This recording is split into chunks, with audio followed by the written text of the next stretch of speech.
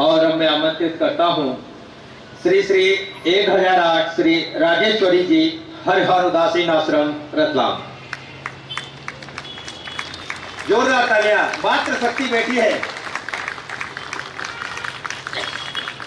सभी साधक और भक्तजनों से मैं निवेदन करती हूँ कि सबसे पहले वो बोले जय गुरुदेव, जय जय गुरुदेव, हरिओम हरिओम हरि हरिओम। मैं आई हूँ जब से देख रही हूँ कि किसी के भी मुख से हरिओम नहीं निकला है। बापूजी जब जाते थे मंच पे तो सीधे बोलते थे हरिओम हरिओम हरिओम।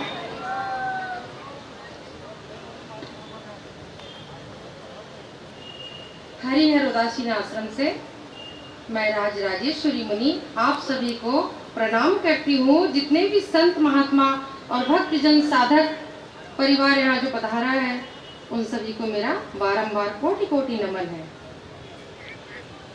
संत है तो सनातन है, संत है तो हमारे भारत की शान है। आज अगर धर्म जीवित है तो संतों के कारण है। संत नहीं होगा तो सब समाप्त हो जाएगा। आज हमारे बीच में जो सुख शांति है, चैन है, वो किसकी वजह से? संतों की वजह से। आज हमारे चेहरे पे जो मुस्कान है वो संतों की वजह से। जब संत निर्दोष हो और उसे दंड दिया जाए तो भक्तों की आंखों से आंसू की अविरल धारा बहती है। किससे बताएगा वो अपने गम? क्योंकि उसका भगवान जेल में है। कब छूट के आएगा? संतों के लिए तो महल हो, झोपड़ी हो या जेल हो, साधना स्थली बन जाती है। आज पूरा साधक परिवार संतों के दर्शन पाने के लिए तड़प रहा है कि बापू कब आएंगे जेल से बाहर, कब आएंगे। लेकिन ये घोर कलयुग है। द्वापर युग में भी कंस ने अपने ही पिता को राजा बनने के बाद में जेल में बंद कर दिया था। याद है ना सबको? आज भी मुझे वही लग रहा है कि कंस राज्य चल रहा है, कंस राज्य। कि आज बापू जेल में बंद है तो ऐसा लगता है जैसे कंस ने ही जेल में बंद करके रखा है बापू को। आज हमें फिर से एक कृष्ण की आवश्यकता है। वो कृष्ण आपके बीच से ही आएगा। बापू को छुड़ाने के लिए आपके बीच से ही एक कृष्ण आएगा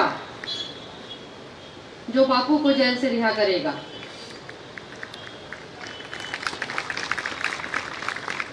तो जागो, अपनी योग शक्ति के माध्यम से अपनी शक्तियों को जगाओ और बापू को जल्द से जल्द रिहा करवाओ। ना उन्हें ठीक से इलाज दिया जा रहा है, ना उनके रहने की व्यवस्था है, ना भक्तों से मिलने दिया जा रहा है। कोई भी भक्त अगर उनसे मिलने जाए तो नए नए इल्जाम लगाए जाते हैं। बापू के आश्रम में इतनी सादगी आ जाती थी, एक से एक सुंदर सुंदर। क्या वो ऐसा कर्म करेंगे? बापू तो नई दिशा देते थे। जिसकी दशा ही खराब हो उसे नई राह दिखाते थे, नई दिशा दिखाते थे और जीवन बदल देते थे। आज मैं आपके सामने खड़ी हूँ संत के रूप में।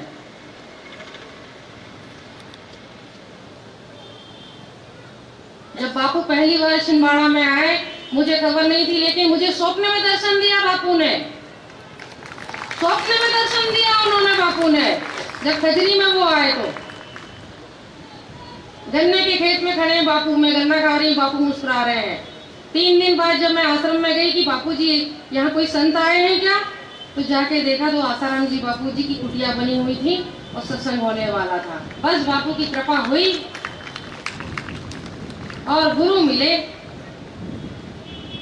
आज गुरु कृपा से देखिए मैं कहां से कहां पहुंच गई। एक साधारण कन्या से मैं कहां तक पहुंच गई। ये बापू की ही कृपा है। गुरु कृपा सर्वोपरि होती है। जब गुरु की कृपा होती है तो इष्ट की कृपा होती है, और इष्ट की कृपा होती है तो सारे देवी देवता प्रसन्न होते हैं। तो मैं राष्ट्रपति जी से और प्रधानमंत्री मोदी जी से निवेदन करती हूँ कि ऐसे महान संत को वो जल्द से जल्द रिहा करें।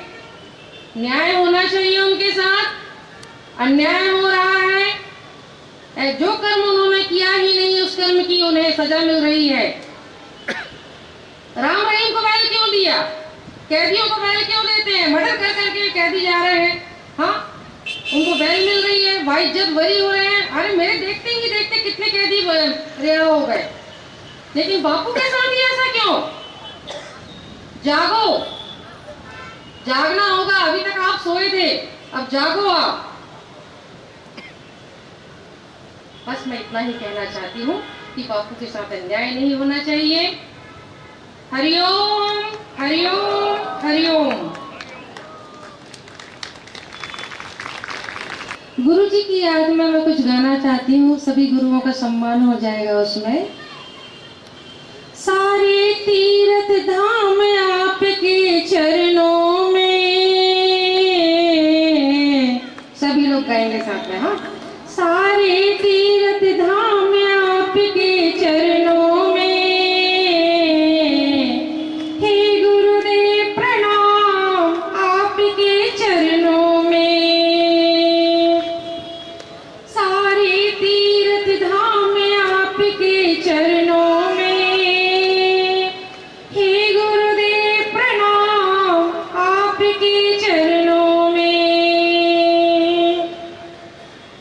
हे गुरुदेव प्रणाम आपके चरणों में।